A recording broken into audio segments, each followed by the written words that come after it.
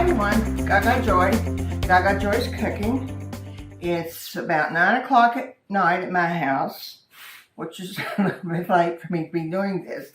And my little dog is mad at me for not being with her right now.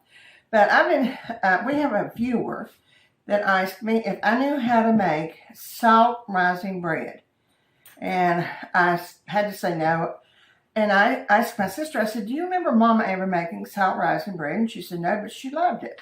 So I've actually asked several people this week, and they said no, but they loved it, but they never made it. So I'm assuming, I don't know where, I've never seen it to buy, but I'm thinking my grandmother brought it to my mother because she would do things like that. Salt rising bread is probably maybe something you haven't heard of. It's a West Virginia recipe from the Appalachian Mountains, 1800, maybe a little bit of tip of Pennsylvania, but basically from the Appalachian Mountains in West Virginia. It's, I guess, made out of necessity. It's no yeast.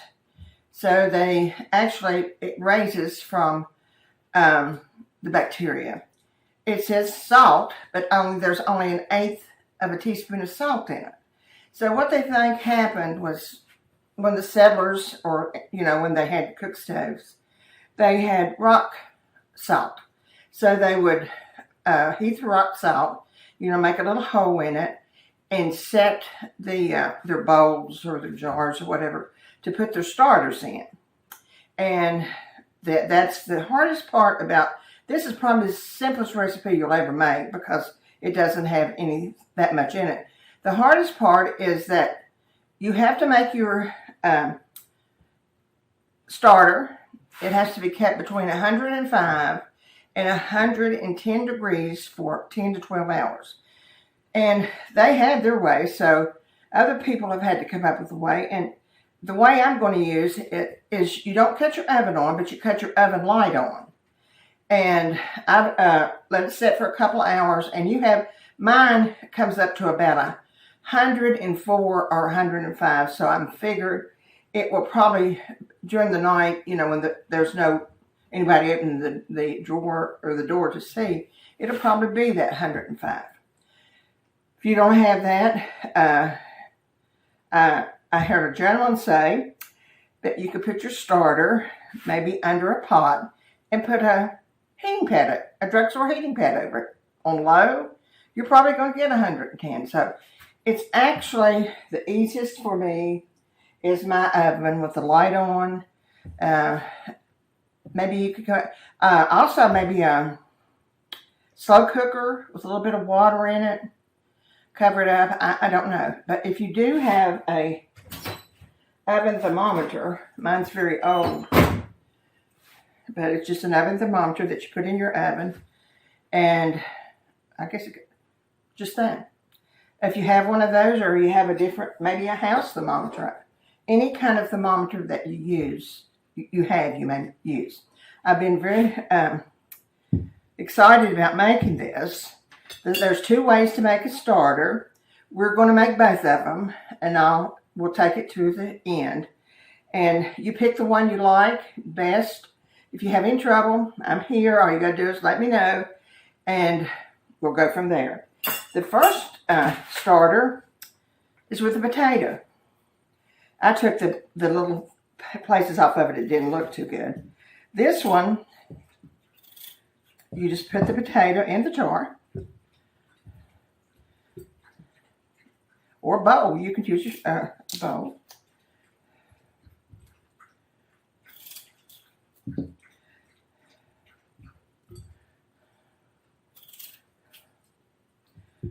I didn't have any big mouth jars. I just had these today, so but same thing. I'm not going to use it except for this. See, there's a little spot in that one.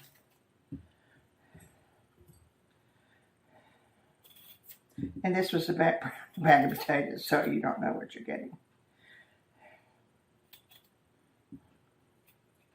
You can even go ahead and peel the potato if you want to. So they say. Okay, there is our potato.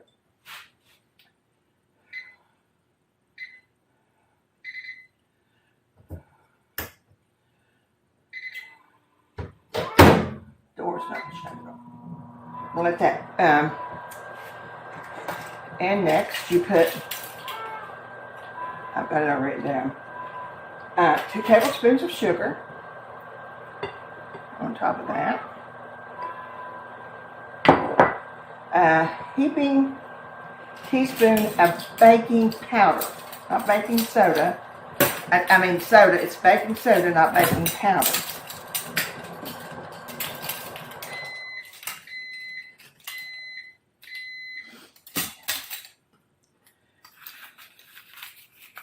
Oops.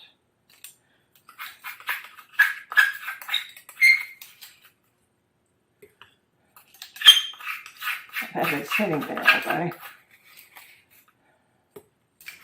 Get a little bit more here. Okay. And 1/4 of a teaspoon of salt. That's your salt. Strange, isn't it?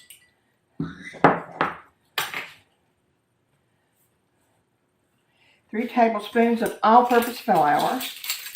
I just used my gold medal all-purpose flour. Any flour that you want to use, you can. 1, 2, 3. That's your first starter. Let's see.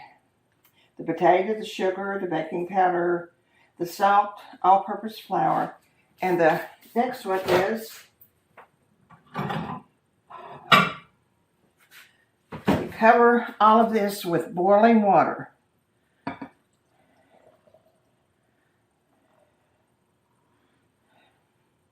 It's probably about 1.5 cups, I think. And then stir it. Stir it up. I have got I'm just using a skewer because my luck, I'd hit it the side of the jar and break it with it being boiling. So I just thought I'd use this. Okay. And the next thing you do is you cover it with some sort of plastic wrap, like that. You put a hole in it so the bacteria will have room to grow. I'll set this over here for a minute. The next one is even simpler. Let's see.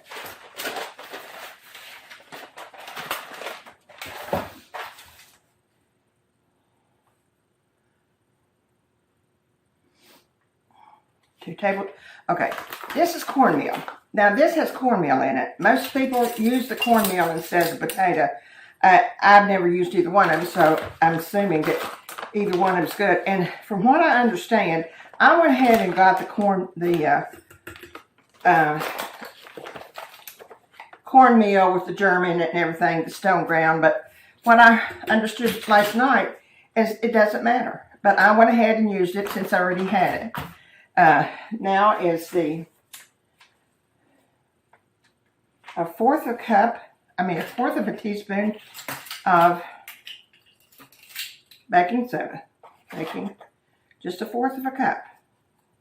1/4 of a teaspoon.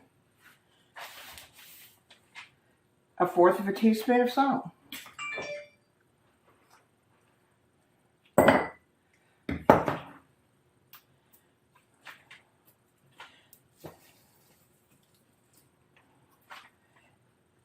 Let's see, the cornmeal, the baking soda, the salt. 1 tablespoon of salt. 1 whole tablespoon of salt. Of flour. Listen, it's a little bit late at night. I do remember not a good night of flour. Okay, 1 tablespoon of flour. Now, the liquid on this is going to be a cup of scalded milk, which I've got it almost gone now.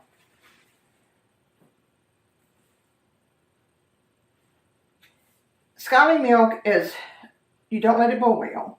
You just wait till the little bubbles around, you can see the little bubbles around the edges.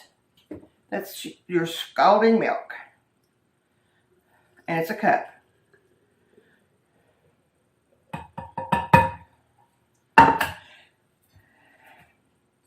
Stir it again.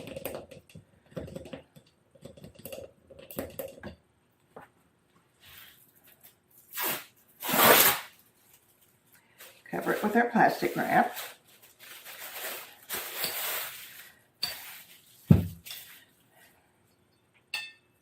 Cut a hole. Bacteria to grow. And that's the starter. Now this one makes, I think, one pan, and the potato one has so much liquid in it that it probably will make two, so we'll know by tomorrow. So I'm going to go ahead and put these in my oven with the oven light on. Yep. And it's about 9:15 now, so it should stay in here from 10 to 12 hours. So 7 o'clock in the morning, and I'll check it. If it looks good, then we'll start at 7 o'clock. If not, we'll go with 9. Don't open your oven after you put it in there, so that a little bit of heat could collectively, could stay in there. And I think I'm really excited about this. I hope you are. And I'll see you about 10 hours, but you won't know it, but I will. See you later. Well, good morning. I've been out for a while. I just got our starters out of the oven. And this one is the smallest one. It is now 9:20 at my house. I got up at 6 o'clock and checked them. And they just had barely started foaming. So I waited till 9, but if you see, they are starting. But mine is not foaming like other people's did, and I don't understand that. But the fact that it's even foaming makes me know that it's working. So I'll put that one in this one. Oh my gosh. That smells, wow. They said it was going to smell, but I'm not for sure if I was expecting that. Now this one, the potato one, you can see has really taken off. So let's, jeepers. Oh, well, let's stand back on that one. Well, they said it would do that. It did it. Let's get all that off. It smells cheesy. That's about all I can tell you. You put a cup of water in it. And both of them. Now, if you want to put 2 cups, that means you want to do 3 loaves of bread. Let's put this over and make sure we get all the fermentation off.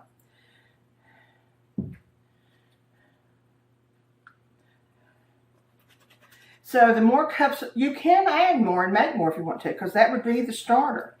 Now, this one, put this in the sink. Get that away. And a cup of water in this one. It's about 100, the water's about 100, 105, something like that. Okay. Now, the next thing we do is very simple. From now on, we can go over I will make sure that the starter recipes are at the top of the video. And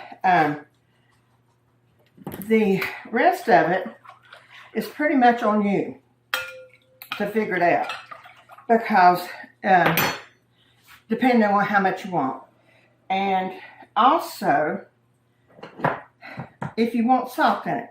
This would be bread without any salt at all, except that 1/8. So I am going to put half a teaspoon in this one and a heaping teaspoon in this one. If you don't, it's just really bland. bread, so they say. So, okay. Now, in this one, we're going to put a cup or more of just our regular flour. So, let me get my whisk.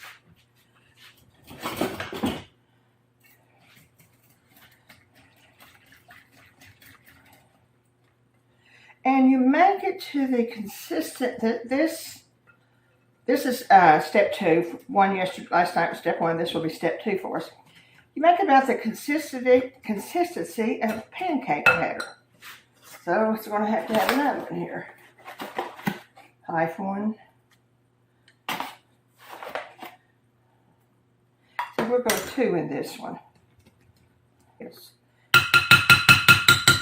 Okay. There's 1 for step 2. Let's do this one.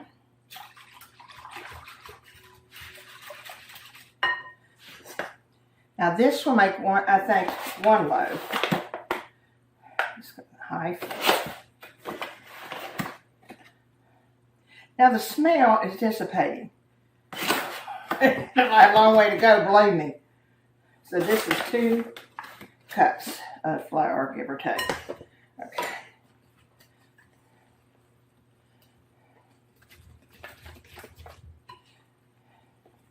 That was very surprising. Yeah. Although they did say that it has a cheesy smell, so I'm not sure if cheese is what I would call it. Okay, that was 2.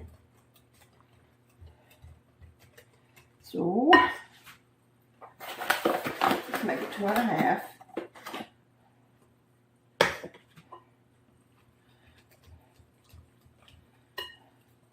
You know, like I said last night, my oven was about 102 or 3, and it did call for 105 to 110. And I'm thinking maybe that's why mine was slower than everybody else, because it was 12. It did take the full 12 hours.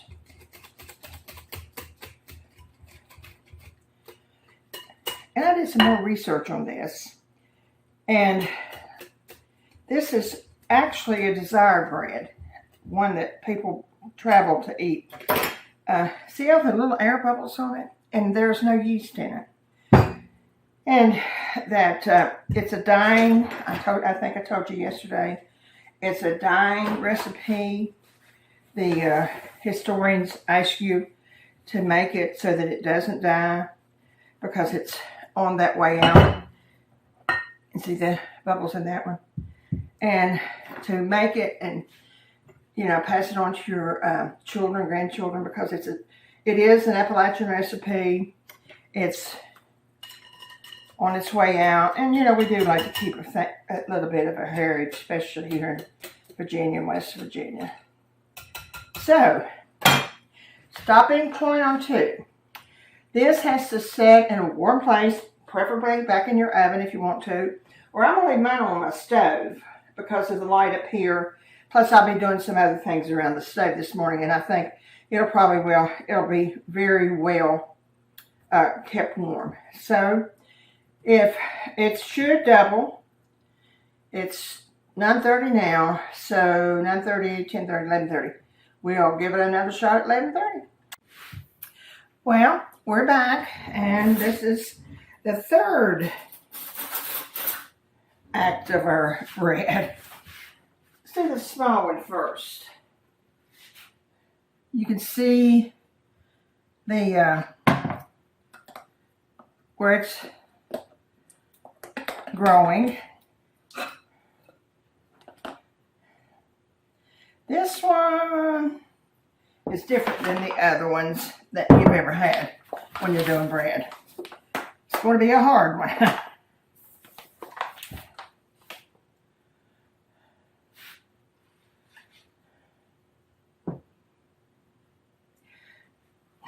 I'll put a little bit in here too, because it's awfully thin, I think.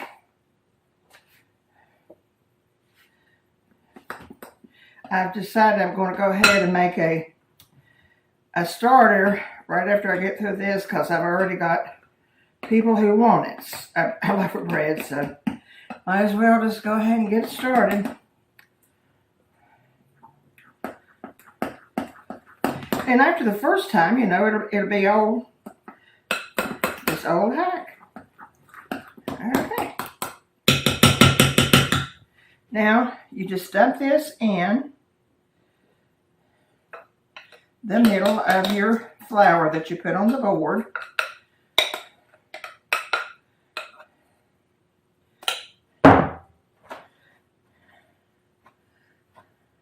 And you just start rolling it. That's all I can tell you is that you roll it back and back and fold it and roll it and roll it and fold it.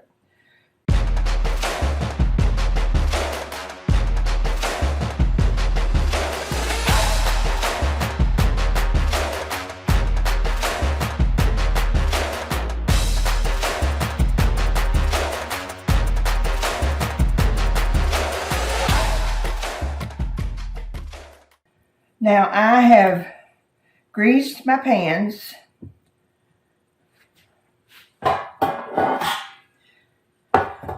Now when you pick this up, it's supposed to be like this. Very, I guess, soft, manageable. Just move it down in your pan. Okay, pan one. Okay, we're back with the big one.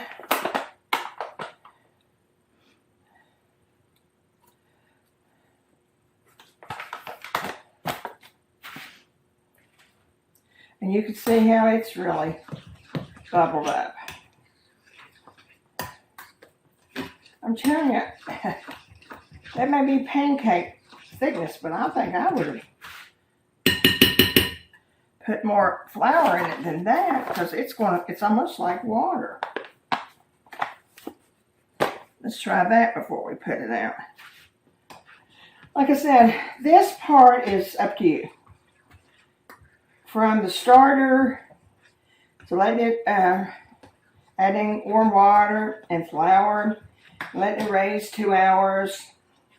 Now mine actually is raised 3 hours, because I got company. But that's fine. I mean, it's a starter. That's what they're supposed to be doing. So.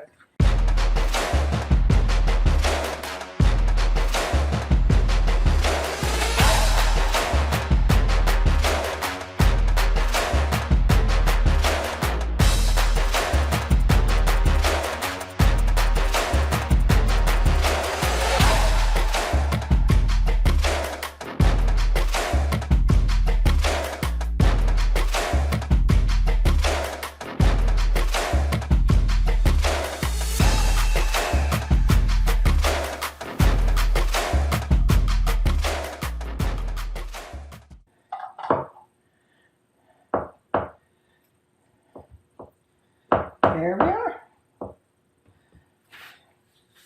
And now we got another 2 hours. And at the end of that 2 hours, it goes into a 400 degree oven. And we'll have salt rising bread. Well, I just took them out of the, I'm getting ready to move them to the oven. I've done preheating my oven to 400. They've been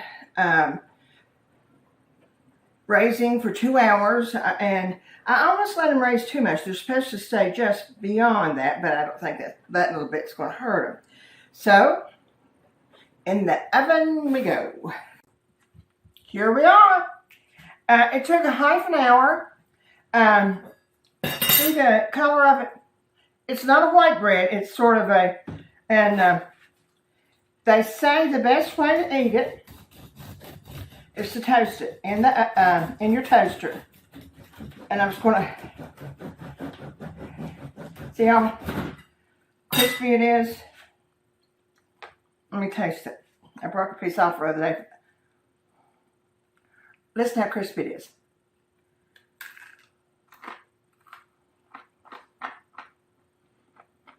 Oh, that's so good.